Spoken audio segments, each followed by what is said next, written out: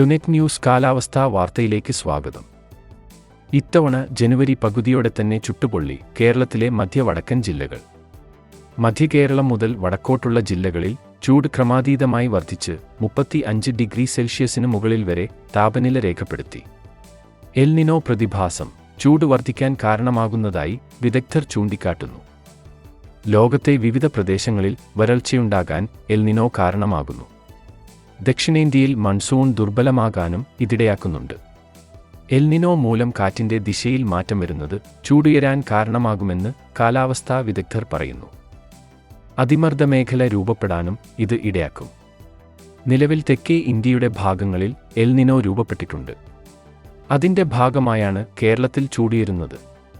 മഴ മാറിയതോടെ പകൽ താപനില ഉയർന്നതിനാൽ വരും ദിവസങ്ങളിലും സ്ഥിതി തുടരുമെന്ന് കാലാവസ്ഥാ വിദഗ്ധൻ അഭിപ്രായപ്പെട്ടു.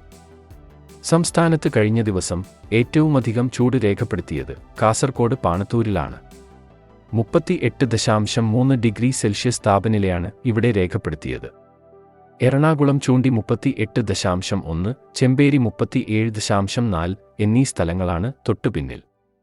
വടക്കൻ പറവൂർ, ഇരിക്കൂർ, ആറളം, നിലമ്പൂർ, തിരുവല്ല, അയ്യങ്കുന്ന്, പിണറായി, കളമശ്ശേരി, കുന്നന്താനം, പാലേമാട്, മുണ്ടേരി, കുന്നമംഗലം, ചേർത്തല, തൈക്കാട്ടുശ്ശേരി, കാസർകോട്, ബായാർ, പെരിങ്ങോം, എരിക്കുളം, കോഴിക്കോട്, സീതത്തോട്, കോട്ടയം തുടങ്ങിയ സ്ഥലങ്ങളിലാണ് 35 ഡിഗ്രി സെൽഷ്യസിന് മുകളിൽ താപനില രേഖപ്പെടുത്തിയത്.